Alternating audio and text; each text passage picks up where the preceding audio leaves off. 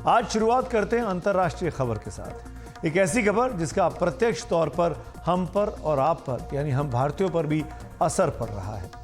Houthi विद्रोहियों का नाम तो आप सब ने सुन लिया होगा। आज सुबह से ही इन हूती बागियों पर पश्चिमी देशों ने मोर्चा बनाकर हमले तेज कर दिए हैं। समुद्री जहाजों को निशाना बना रहे हूतियों पर आज आफत अचानक से बरसी है। अमेरिका और ब्रिटेन ने मिलकर यह कार्रवाई की है। इन हूती विद्रोहियों के ठिकाने ज्यादातर यमन में है। लाल सागर में पिछले कुछ दिनों में हूतियों ने एक के बाद एक कई जहाजों को निशाना बनाया था। इनको लगातार चेतावनी दी जा रही थी। दुनिया भर ने हमले रोकने को कहा था, लेकिन हूती आतंकियों को पर कोई फर्क इस बात का नहीं पड़ा। वो उस लाल सागर के कारोबारी मार्ग को प्रभावित करने में जुटे हैं, जहां से विश्व व्यापार का करीब 12% सामान गुजरता है। हूती बागियों की इन वारदातों की वजह से अमेरिका, ब्रिटेन, भारत सहित कई देश प्रभावित हो रहे थे। जब चेतावनियों का असर नहीं हुआ तो आखिरकार अमेरिका और ब्रिटेन ने हूती विद्रोहियों के खिलाफ बड़ा हमला कर दिया। उनके ठिकानों पर फाइटर जेट से अटैक किए गए। ये हमले यमन की राजधानी सना सहित कई जगहों पर किए गए। इस हमले को ऑस्ट्रेलिया, बहरीन, कनाडा और नीदरलैंड्स का सीधा समर्थन हासिल है। ये जानकारी खुद अमेरिकी राष्ट्रपति जो बाइडेन की तरफ से दी गई है। ये वो लड़ाकू विमान है जब आज सुबह हिंदुस्तानी समय के मुताबिक जिन्होंने यमन जाकर सना पर अटैक किया है। जो बाइडेन ने यह भी कहा कि 40 से अधिक देशों ने हूतियों के हमले की निंदा की थी और 13 देशों के साथ अमेरिका ने भी चेतावनी जारी की थी, लेकिन हूतियों पर कोई फर्क नहीं पड़ा। अमेरिकी राष्ट्रपति जो बाइडेन ने कहा, अंतर्राष्ट्रीय जहाजों पर 27 हमलों में 50 से अधिक देश प्रभावित हुए हैं। समुद्री डाकुओं ने 20 से अधिक देशों के क्रू को धमकाया या बंधक बनाया है। लाल सागर में हमले से बचने के लिए 2000 से अधिक जहाजों को हजारों मील की दूरी एक्स्ट्रा तय करने के लिए मजबूर किया गया है। 9 जनवरी को हूती आतंकियों ने सीधे अमेरिकी जहाजों को निशाना बनाते हुए बड़ा हमला करने की कोशिश की थी। अमेरिकी राष्ट्रपति बाइडेन ने कहा, जो कार्रवाई हुई है वो व्यापक राजनयिक अभियान और हूती विद्रोहियों के जहाजों पर बढ़ते हमले के बाद की गई है। यह स्पष्ट संदेश है कि अमेरिका और हमारे साझेदार हमले इस तरीके के बर्दाश्त नहीं करेंगे। हम दुनिया के सबसे महत्वपूर्ण वाणिज्यिक मार्गों में से एक में स्वतंत्रता को खतरे में डालने की अनुमति नहीं देंगे। आवश्यक कदम उठाने में कोई संकोच नहीं किया जाएगा। अमेरिका ने बेहद कड़े शब्दों में अपने इरादे हूती समुद्री लुटेरों के खिलाफ जता दिए हैं। वहीं ब्रिटेन के प्रधानमंत्री ऋषि सुनक ने भी कहा है कि हमने अमेरिका के साथ मिलकर ग्लोबल शिपिंग को बचाने के लिए हूती आतंकियों के खिलाफ सीमित पर जरूरी कार्रवाई की है। इस कार्रवाई में नीदरलैंड, कनाडा और बहरीन का भी नॉन ऑपरेशनल साथ मिला है। अंतर्राष्ट्रीय समुदाय की लगातार चेतावनियों के बावजूद हूती विद्रोही लाल सागर में हमले कर रहे थे। अब इस मामले पर रूस ने संयुक्त राष्ट्र में मुद्दा उठाने की बात की है।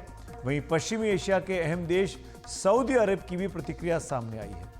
वो कहता है, हम लाल सागर क्षेत्र में हो रहे सैन्य अभियानों को और यमन के ठिकानों पर हवाई हमलों को लेकर चिंता में हैं। हम इस पूरी स्थिति पर बारीकी के साथ नजर रख रहे हैं। दरअसल इस हमले के पीछे है बुधवार को हुआ वो हमला जो हूतियों ने किया था। ये हूती विद्रोहियों की तरफ से अमेरिका के जहाज पर किया गया एक बड़ा हमला था, लेकिन इसे अमेरिकी फौज ने नाकाम कर दिया। अमेरिका ने ईरान को भी चेतावनी दी है कि वो हूती विद्रोहियों की मदद करना बंद करे, वरना उसे भी गंभीर परिणाम भुगतने होंगे। आपको यह भी साथ में बता दें कि हूती विद्रोही जिस यमन से ऑपरेट करते हैं, जहां 2014 से गृह युद्ध जारी है, जिसमें हजारों लोग अब तक मारे गए हैं, वो हूती विद्रोही आपको बताते हैं कि आखिरकार हैं कौन। आप भी जानना चाहेंगे। यमन में ईरान समर्थित ये समूह है जिसको हूती नाम दिया गया है। यमन की राजधानी सना पर मूलतः हूतियों का ही नियंत्रण है। उत्तरी यमन पर तो पूरा नियंत्रण हूती आतंकियों का है। बाकी यमन पर आधिकारिक सरकार चलती है। इन हूती आतंकियों के पास मिसाइल और ड्रोन जैसे हथियार भी हैं। अमेरिका, इजराइल का विरोधी हैं ये हूती। फिलिस्तीन पर इजराइल के हमले का विरोध किया था हूती आतंकियों ने। इजरायली हमले के विरोध में हूती विद्रोहियों ने लाल सागर में पश्चिमी देशों के जहाज़ों को निशाना बनाना शुरू किया ताकि पश्चिम के देशों को लाल सागर से दूर किया जा सके। जहाज़ों पर मिसाइल और ड्रोन ये हूती विद्रोही लगातार दागते हैं। कहा जाता है कि हूतियों को हथियार ईरान मुहैया कराता है। हूतियों ने इजराइल के फिलिस्तीन पर हमले के विरोध में एक वीडियो भी पिछले दिनों जारी किया था। हूती दरअसल हमास का समर्थन करते हैं, इजराइल के विरोधी हैं। इस वीडियो में उन्होंने अपनी ताकत का प्रदर्शन किया था और इजराइल के फिलिस्तीन पर हमले तुरंत रोकने को कहा था। ये चेतावनी दी थी कि अगर युद्ध नहीं रुका तो कार्रवाई करेंगे। आखिरकार वही हुआ। अचानक से लाल सागर में जहाज को निशाना बनाया जाने लगा। अहम अंतर्राष्ट्रीय कारोबारी मार्ग को लेकर खतरा पैदा किया गया। यमन में हूतियों के ठिकाने पर हमले से पहले भी अमेरिका ने नौसैनिक टास्क फोर्स का गठन किया था। ये जो वीडियो आप देख रहे हैं ये हूतियों के द्वारा ही जारी किया गया था। ये कुछ दिन पुराना उनका एक तरीके से आप कह सकते हैं प्रमोशनल या प्रोपेगेंडा वाला वीडियो है। बावजूद इसके हूती विद्रोहियों, क्योंकि जो अमेरिका पर हमला हुआ अमेरिका ने मना किया कि नहीं करो, लेकिन बावजूद इसके हूती विद्रोहियों के हमले नहीं रुके। पश्चिम के जहाज़ों को वो हमला करते रहे। हूती विद्रोही हैं तो इजराइल के खिलाफ, लेकिन वो अपने हमले से दुनिया के कई देशों को परेशान कर रहे हैं। बेशक उनके निशाने सटीक ना हो, लेकिन वो कम से कम लाल सागर में आवाजाही पर बड़ा असर डाल रहे हैं। भारत भी हूतियों के हमले से प्रभावित हुआ है। आपको याद होगा पिछले दिनों की बात है, भारतीय नागरिकों से भरा एक व्यापारिक जहाज को अगवा किया गया था, जिसमें कुल 21 लोगों को भारतीय नौसेना ने बचाया था, जिसमें 15 भारतीय थे। नौसेना के मरीन कमांडो उसका ये ऑपरेशन था। हालांकि औपचारिक तौर पर इसे हूती आतंकियों की हरकत नहीं बताया गया था, लेकिन शक उन्हीं पर जताया गया कि वही किडनैप करने आए थे, रैंसम के लिए, पैसा उगाने के लिए। इसीलिए अब जब हमला हुआ, अमेरिका और ब्रिटेन एक साथ आए, तो विदेश मंत्री जयशंकर का भी एक अहम ट्वीट सामने आया है। जयशंकर साहब लिखते हैं, मैं आपको पढ़ के सुनाता हूं क्या है उनके इस एक्स पोस्ट में। मेरे मित्र विदेश मंत्री ब्लिंकन से आज शाम, ये कल का ट्वीट है, मेरी चर्चा अच्छी हुई। हमारी चर्चा समुद्री सुरक्षा की चुनौतियों, खास तौर पर लाल सागर इलाके पर केंद्रित रही। मैं गाजा समेत पश्चिम एशिया के हालात पर उनकी गहरी जानकारी की प्रशंसा करता हूँ। ऐसा लगता है कि बातचीत जो हुई ब्लिंकन के बीच और जयशंकर साहब के बीच, वो शायद आज जो हमले किए गए हूतियों पर, उसके पहले भारत को बताया गया कि क्या कार्रवाई पश्चिम के देश अब इन हूतियों पर करने वाले हैं। क्योंकि यमन और ईरान एक ऐसे मुल्क हैं जिनके साथ भारत के अभी भी रिश्ते जो हैं वो सामान्य हैं, वो अभी अमेरिका की तरह ख़राब नहीं हुए हैं। अब अमेरिका ब्रिटेन के हमले के बाद क्या हो सकता है, उसे समझने की कोशिश करते हैं। रूस यूक्रेन युद्ध और इजराइल गाजा युद्ध में दुनिया बटी हुई दिख रही थी। इस बार भी ऐसा होता दिख रहा है। हूतियों के पक्ष में ईरान रूस खड़े हो सकते हैं, तो खिलाफ में अमेरिका और कई दूसरे पश्चिमी देश।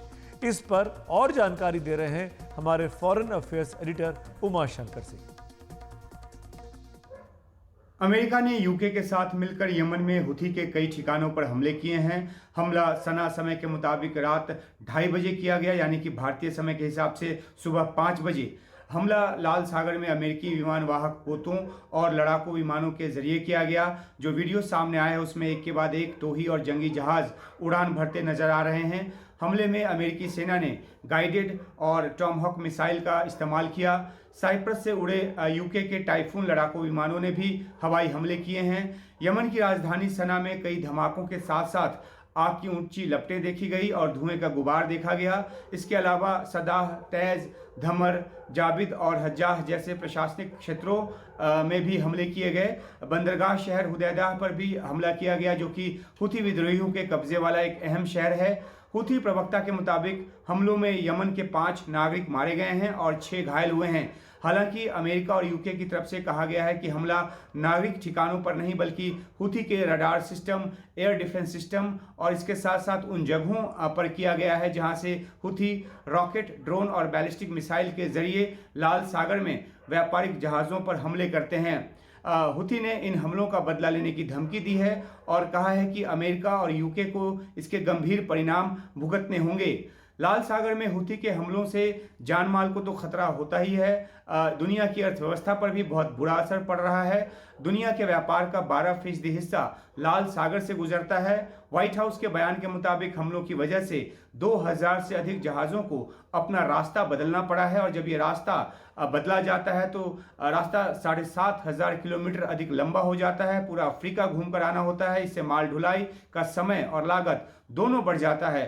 अमेरिका समेत 13 देश हुती को हमले रोकने की चेतावनी पहले दे चुके थे, लेकिन 9 जनवरी को हुती ने अब तक का सबसे बड़ा हमला किया।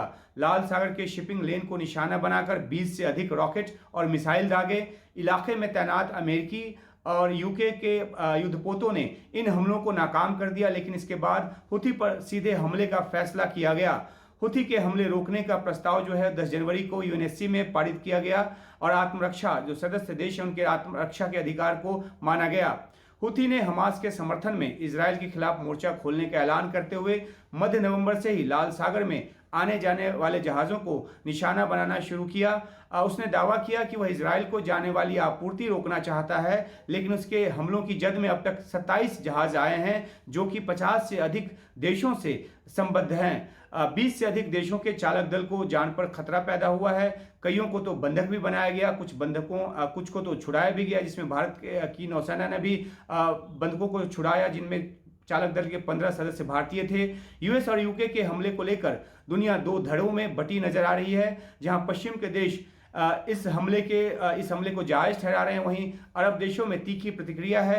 हुती का समर्थन करने वाले ईरान ने इन हमलों को अंतर्राष्ट्रीय नियमों का उल्लंघन और यमन की संप्रभुता के खिलाफ हमला बताया है। गौरतलब है कि अमेरिका हुती की मदद करने वाले ईरान को कई बार चेतावनी दे चुका है कि वो मदद बंद करे। ईरान पर हुती को हथियार के साथ साथ जहाज़ों पर हमले के लिए इंटेलिजेंस प्रोवाइड करने का भी आरोप है। हुती पर हमले के बाद ईरान अमेरिका तनाव और ज्यादा बढ़ गया है।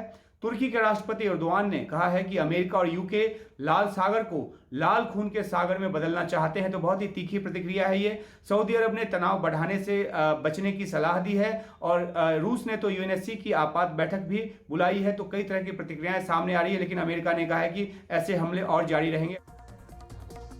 लाल सागर के इलाके में जो तनाव बना हुआ है वो अब अमेरिका के हवाई हमलों के बाद बढ़ गया है। रेड सी से लगे कई देश इस बात को लेकर बेहद चिंतित हैं कि युद्ध की ये आंच कहीं उनके आंगन तक ना आ जाए। पहले ही इजराइल और हमास इस इलाके में युद्ध में उलझे हुए हैं। ऐसे में अमेरिका और ब्रिटेन का हुती आतंकियों पर हमला किस हद तक आग में घी का काम करेगा, उस पर सबकी निगाहें हैं।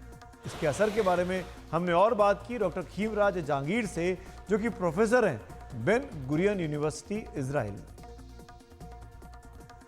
ये चिंता की बात जरूर है, पर ये इजराइल और हमास की जो लड़ाई 3 महीने पहले शुरू हुई थी, उसका एक बहुत ही अनुमानित, एक एक्सपेक्टेड फॉल आउट है। देखिए, ईरान की पूरी शय है हमास के साथ और ईरान की पूरी शय है हिजबुल्लाह के साथ, जिन्होंने इजराइल के साथ इस लड़ाई को मतलब जारी रखा 3 महीने तक।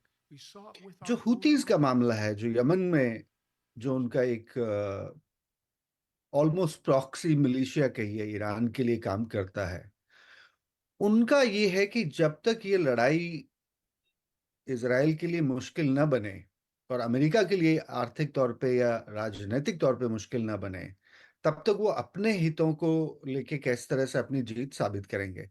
तो इसमें दो पहलू हैं। पहला ये कि ईरान के लिए ये जताना बहुत जरूरी है अमेरिका को और इजराइल को कि वो चुपचाप बैठ के या एक डिफेंसिव पोजीशन पे नहीं रहना चाहते।